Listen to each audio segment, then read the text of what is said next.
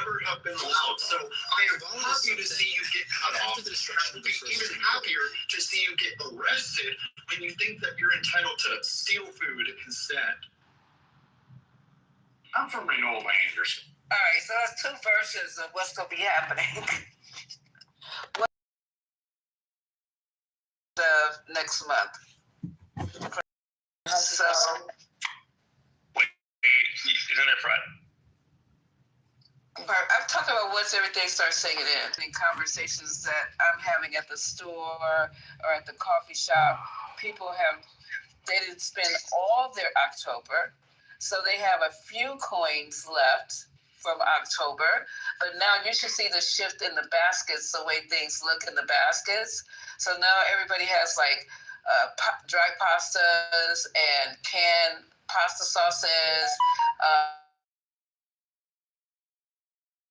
So I'm in there nosy as heck. I was like, okay, what are people doing? What does it look like? So more of that kind of stuff, non-perishable stuff, long shelf life stuff. That's what people are buying now. And all the cakes and cookies and shit, all that stuff is not being purchased. Not happening.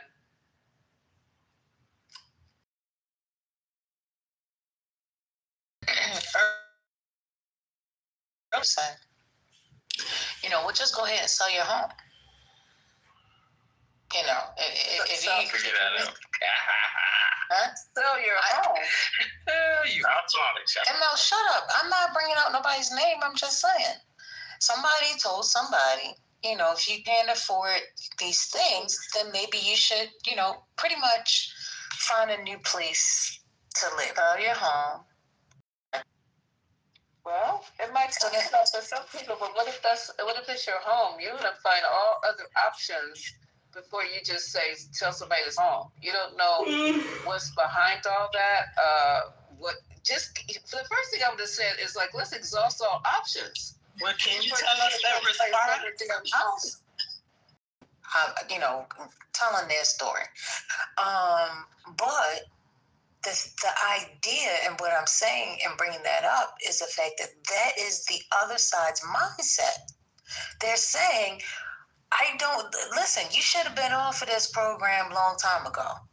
And I'm tired that the federal government is taxing my money that I worked hard for to put food on your table. That is the mindset you're dealing with. How with someone who thinks that you're robbing from them? How do you get into the psyche of someone? And that's my point. But majority of the people voted for this man. So I have a question. Thank you. It may be a dumb question. So if it is, please tell me it's a dumb question. Oh, it's dumb, Marshall. It does seem to me that food assistance is not meant to be permanent. Now, I understand there to be a significant gap between somebody being able to make a living and somebody being able to do assistance. What I mean by that is, if you are making $50,000 a year and you get some sort of food assistance, if you make $55,500 a year, that could prevent your food assistance. That number is real high, bro. Well, I'm not saying I'm right about that. Are you talking about like 3 or 4 people in the household? Yeah, but Marshall, if you say the real number, Marshall, the real range would add more context to it. Hold on. Because the real range is pretty. Well, please let me finish. If the rate is lower, please lower it. The question I am providing is whether food assistance is temporary or permanent. Do we think food subsidies should be permanent in that fashion? And if we do, that's great. I'm not advocating against that. Yes, I'm more wondering whether more people think food assistance should be one of those kind of semi-permanent things that the federal government provides, whether it should be a temporary thing, noting what we just listened to. Somebody said it should be temporary. Should it be? I have the answer. Yes, it should be temporary, but needs it, and not just take them off of it. If the circumstances haven't changed, then what the fuck you take them off for? You know what I'm saying? Yeah, if they're not working, no, I'm not saying you, but I'm saying like, it's not getting a fucking pay raise and they're working and they still get qualified for it. Why shouldn't they come off of it? No one's getting, no fucking real money. Minimum wage hasn't changed. Yeah, that's a good point. Food keeps going up. And if the cost of living is going up and your salary is not being adjusted accordingly, then you stay behind. Yeah, exactly. Plus, you guys are acting like it's just the money, but you don't take into consideration the amount of people in the household and also the percentage of your salary compared to the poverty level. And like, for instance, in my states, the net monthly income is $3,000 for a family of 5 in order to receive food assistance. That is not a lot of money. Tied to the poverty level that's defined by the federal government.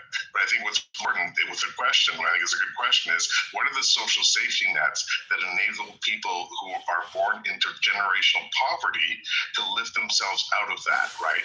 And so if you have free education, free healthcare, things that are not tied to your generational wealth or poverty that enable you to lift yourselves out of that poverty, if you're smart and driven and whatever, then yeah, absolutely, food assistance and welfare should be temporary. But if all of your systems are built to like promote generational poverty and push the poor down and lift the rich up, well then yeah, of course those welfare systems are going to be permanent, because the entire system is created to push the poor to be poor and help the rich get richer. And why, on top of that, why do we always talk about what poor people are getting, and we never talk about the tax that the rich want, the tax breaks that the rich want? It's always about the poor and what they're not doing or what they're getting.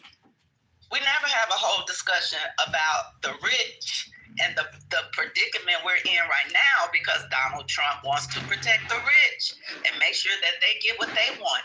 They're rich. What is the problem? They're already rich. Why do they need more?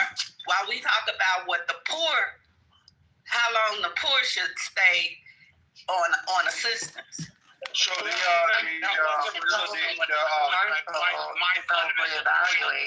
I think, Marshall, you should probably evaluate what the economic factors are that allow for an aristocracy to continue to exist, to expand to an oligarchy, because that's really the demographic that you're a part of. And so you should try and break that down for us. So the thing is, we're still basing everything on much money. Can y'all hear me? And hold on. I don't have that much money, and Well, I mean, your parents and your parents' parents, and my like parents' the land parents, that they own. My Marshall's $1 million is on mine. You're just making assumptions about him. I'm so confused. I know enough to know that I know enough to know that we Y'all. They just never. Marshall, hang on, please. Hold on, guys. Who was speaking first? Because I don't even. So many great conversations are gone. Okay, Tara, and then Moose. You can run. No, I think Tara Marshall is going to respond, and Royal's been waiting as well. Okay, Moose, you want to run the queue? Because I'm not holding my phone. You do a great job at it. Just what I was going to say was, like, my family never had that much wealth. I mean, maybe it's perceived that I do, but my family never actually had that much money. The point I am making, and the point that I think is important, and the point that is important for the establishment of public assistance, is that public assistance was never meant to be a permanent thing. Jeremy, wonderfully enough, provided a avenue for this, which is, if you could structure society in a way where people can't afford to live, then you end up having to deal with it, right? My point was more, should it be or should it not be permanent? And if it should be permanent, why should it be permanent? And where do we continue to derive those dollars? well, Granted, I think there are a lot of I think there's a lot of that comes from how we diagnose wealth. And one of the most important things is in how we get wealth from other people to contribute to social systems, right? And for me, that big thing is that there are people who have money that are going to have to contribute when they didn't think they would have to. But the critical point is, should social assistance be permanent or should social assistance be temporary? And if it should be temporary, how temporary should it actually be? Can I get in here right now? Real quick, because someone checked the chat. Tara was, she was actually supposed to talk before Marshall. Marshall took the mic. Go ahead, Tara. Wait, can someone check the chat? Somebody's just being too ignorant that don't deserve anything. All right, go check it. Thank you. Lord. Well, like I won't take long, but I just want us to like get into a space where Marshall, we are being productive in the conversation about thinking about if you want to think about the system and how to get people in a position where they are more independent, where they are able to have more financial freedom from their subsidies, you may want to think about like what has historically taken you to this point? What has continued to move wealth in one direction and not in the other direction? I think it would be for you to like look into how many subsidies have been given to the class that was able to get land and enslavement rights, and then also to continue to profiteer in that way. You know, it would be helpful for you to understand how much that has been subsidized for a particular class of people in society. I think it's also helpful to like start to understand how this has been compounding generation after generation. And then I think it would be also pretty helpful to understand how those things continue to create disparity. Would that be helpful?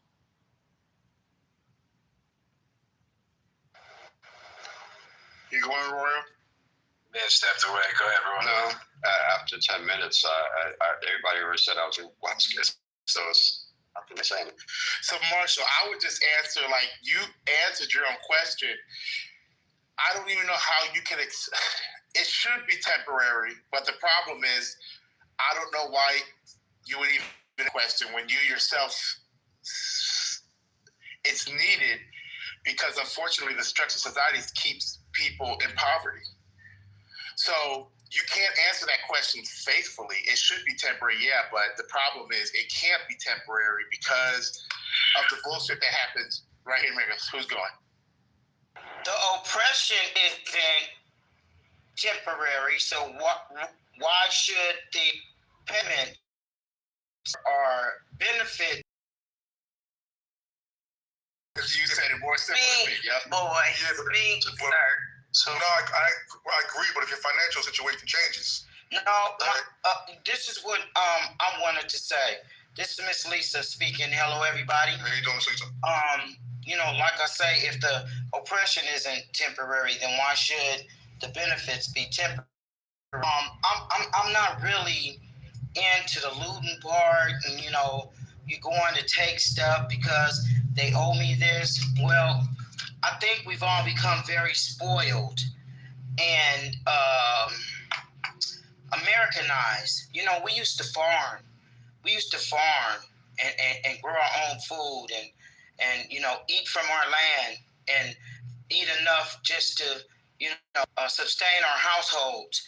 We had the barter going. If I needed something, I can go to my neighbor's house and say, well, I need some eggs. You got some tomatoes? Or I got tomatoes. You need eggs? Or I have an old car in the back that I got some parts on this car, but I need a vacuum. I'll trade you some parts for my car for a vacuum. See, these are the things that we happen now that we have forgotten how to survive just on a basic level, right? basic level. You know, I'm trying to learn how to grow strawberries and wild berry and berries and bananas, and I'm trying to learn how to grow these things. So when I said this all to say, stop waiting for them to do things for you and take your minds back. Take your minds back. I can learn how to. I don't eat meat, and that's because my body rejects it. It's nothing that, you know, oh no, meat is bad. No, my body just doesn't want it. But I eat fish, right? So I want to learn how to, you know, like grow fish, like raise fish for food, and that's how we used to. So I'm just saying this all to say, get your minds back and get your strength back and take your power back and become a powerful person to yourself, not to the system, but to yourself, right? So, you know, let's go back to those days where we survived on our own. Mr. Marshall's question. Hold on, let me Go just ahead. jump in. Hold on. Okay. This all sounds so good in theory. I live in New York. Even if I stay with my parents in California, they own in California. There's not enough space. And first of all, to grow fish, it is absolutely impossible. Fish have to have the right oxygen to water content, be able to move around. There's certain criteria that have to be met for them to even spawn. And then another fish to actually come and fertilize it. So we cannot get romanticized up into that. Do you know how big a banana tree is? Do you know how much water it takes to grow bananas? We really have to start micro gardening and everything. Let's sit down and have a conversation, because we can micro garden. We can grow herbs and stuff on the wall.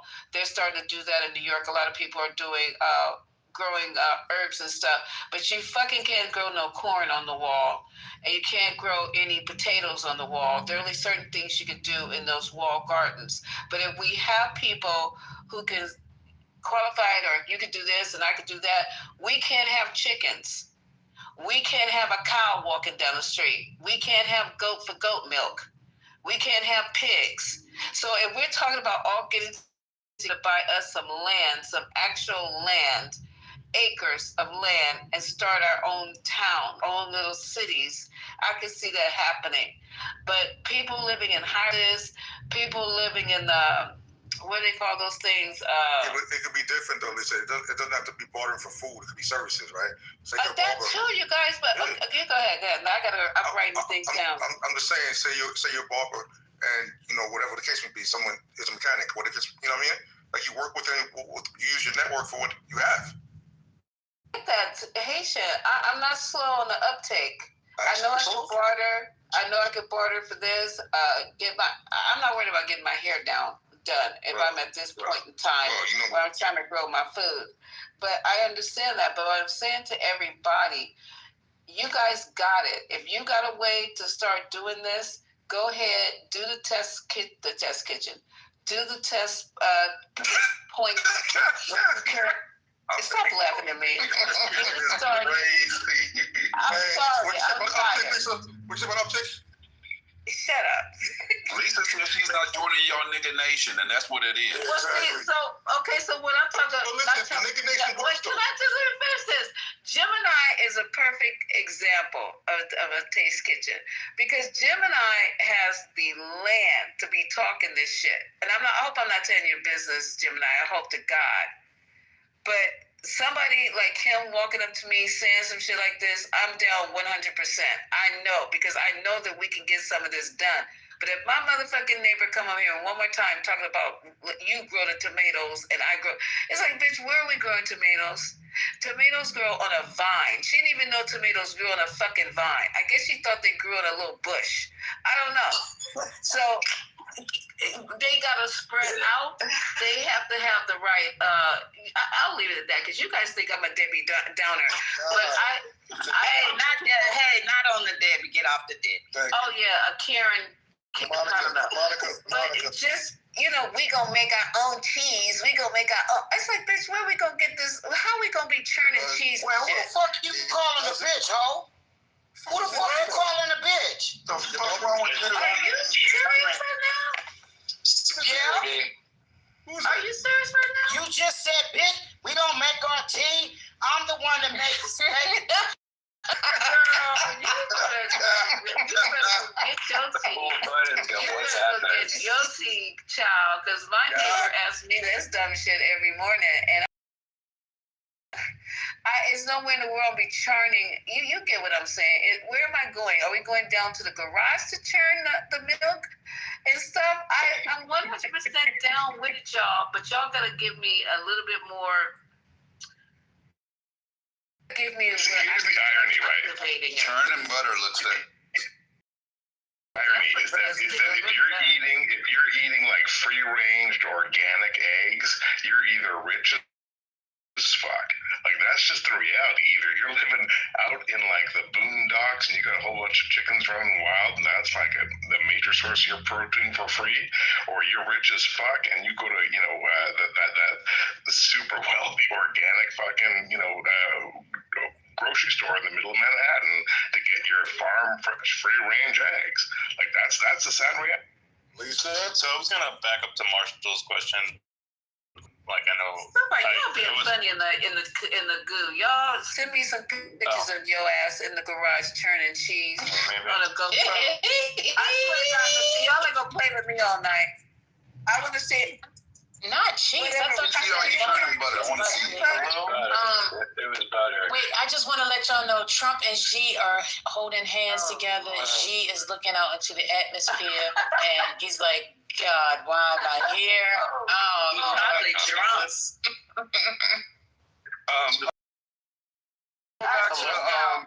You guys Marshall's. both turned up like Trump smells. Can anyone hear me? No. Mother was Can trying I to go get in to? there. Bro, I've been trying to talk for a minute. Can I finally go into Marshall's question? Bro, are we just gonna pretend like you can't hear me? Hello? So, this question. No, Royal. What the hell? You guys gotta You guys gotta run I close to there. came off Yeah, the we mic have- first, bro. All right, we're gonna have first. Hey, y'all. Who's that speaking? Who's that speaking? This is some bullshit. So. You know you're getting first here, dude. What are you doing? Come on, we gotta do one mic. Come on, y'all respect the things. Come on. It's one Go ahead, question. Boyle. Go ahead. I guess vagina's What is first today. happening? Yes. So Marshall's question is an example of, while not stupid, is an example of what America is made of. So the problem is because of the structure. It's, somebody was saying it. It's one of the things I wanted to say. But going to the question itself, amongst many other questions like this, these questions only arise because we have a certain mindset. We think, right, that people are bad because they receive public assistance. That's where the questions. No, Marshall. You Marshall, said I don't think you stems from Marshall, a place hold on. bad attribution. Marshall. Place of bad attribution. You don't. Go ahead and give me your rebuttal, sir. Yeah, this is not a step against you. I just said this is an American. Because these type of questions, not just questions like this arise all the time because we've been taught to think like this. Okay, instead of the fact that, oh shit, this person needs food, and it does whatever it takes to get this person food. Let's get them food. Let's get them the assistance they need. Them the utilities that they need. It doesn't matter how long it takes. Who cares about that? Just make sure this person is stabilized. That is how this social society should be thinking. But instead, right, we got this weird thing where it's like, okay, you got to put yourself up by your bootstraps. I'm going to make a hard-ass system for you to navigate, right? And if you don't navigate it right, then it's not only your fault, but shit, what's wrong with you? That is what this society is built on. So again, Marshall, this is not about you. It's about the type of question that is Americans. And then I had to think about this like some time ago, and I realized, This questioning, this type of questioning, is built into our society, and it's terrible. Royal. Like, all the respect, no different. What the fuck are you talking about? What am I talking about? Also, I didn't ask You know what I'm talking about. Actually, don't get me that claiming social assistance was bad. I simply asked the question with the predisposition as to whether it should be short-term or long-term, as to whether a family from, say, 1990 should still be using public assistance. No. That's okay. Hell no. That's a very fair answer, right? What I thought, which is what makes me think we could probably do better to help folks get jobs. Now, I'm sure that involves more than like state allocation of job funding. We call it Texas Job Force down here. But the white men even saying they can't get a job. How do people that already poor gonna get a job? There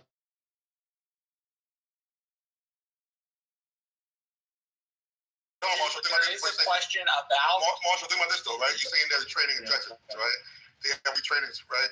But now with automation, those same fucking thing they train people for, they get laid off for anyway. So what happens then? I gotta make I'm not sure. I don't think that a universal basic income is the way to do it. We have to rearrange our finances the way we currently spend in a massive fashion to afford for that. My point was more whether that should be permanent or impermanent. It's not a values question as to those. If you need the assistance, I'm not here to say you don't. I'm not here to say you shouldn't have it. If you can't make ends meet at the end of the month, and SNAP is what's going to help that alignment, then get SNAP. I'm here for you. In fact, if I can give money out of my salary to help be stable, I would be happy to. Marshall, you understand? Go ahead, Jeremy. I'm sorry about that, but you understand that, like, what we're talking about here is that we see the wealthy, like just accelerating their wealth, privilege, and their access to the things that help them continue that wealth, right? Like, you have other.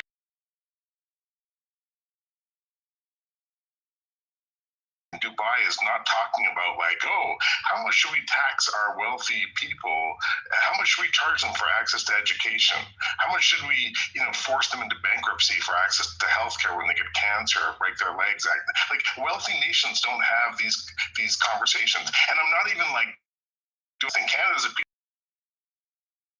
nation with massive resources. Your point is that wealthy nations should not face these debt limits. I understand. What I'm saying is wealthy nations with resources should have social safety nets and access to getting you out of poverty. Okay. That's all I'm saying is that the wealthy nations shouldn't tax their people. They should have enough resources to wealth. So they don't need to tax their people. They don't need to have conversations about whether their citizens should have access to education and healthcare. Okay, I got breaking news, you guys. Breaking news. If you guys don't own a TV for whatever reason, you need to see what's going on between Trump and Xi. First Lady, you there?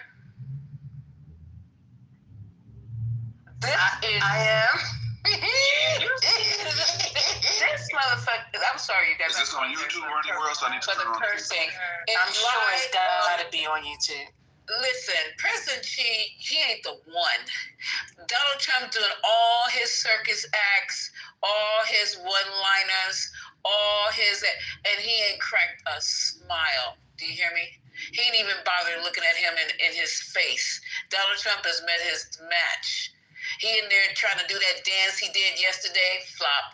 He in there trying to crack jokes, flop. He in there trying to pull his hand and like make him look in his eye. President Xi looked over there, gave him the slight eye, turned right back, flop.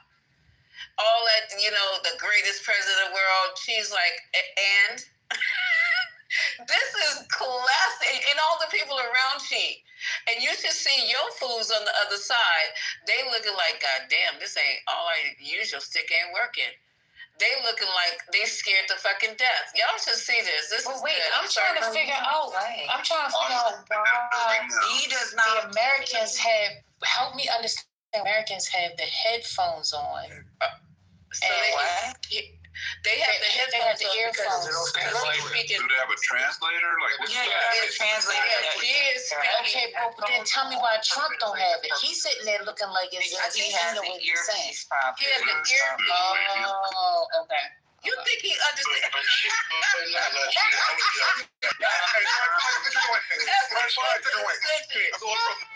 so you see G, just as G's kind of posture at all the times, he doesn't really, he looks straight ahead. No, Z. No. So when they had that, you were when they coming had there that with your conference back bullshit. in July with India, he was smiling, shaking hands. Remember, they were talking about India and China being friends again. He was smiling. You can see that when he met with North Korea and. He is not taking none of Donald Trump's shit. He doesn't kiss his ass, and the atmosphere is 100% different than it was Because just we're at a trade yesterday. war right now. And the poker faces like that. Fired is that last negotiator where we thought that we had a fucking reached an agreement. That motherfucker went back to China and was fired. Yeah, I remember that, right? We came back to. Yes. And what he said to the Chinese people, he said, "We do not back." Right. He said we were something. He said something about poison or something. Remember that quote he was, I have to go pull it up, that they rather eat poison or some shit like that. Right. This man ain't playing talking about that's the way he always looked. That ain't the way he always looked. You go to the very beginning when they had to walk out and shake hands. He was like, he looked at President Trump like he smelled. His nose went up a little bit in the air. He's like, You got it a little bit. Like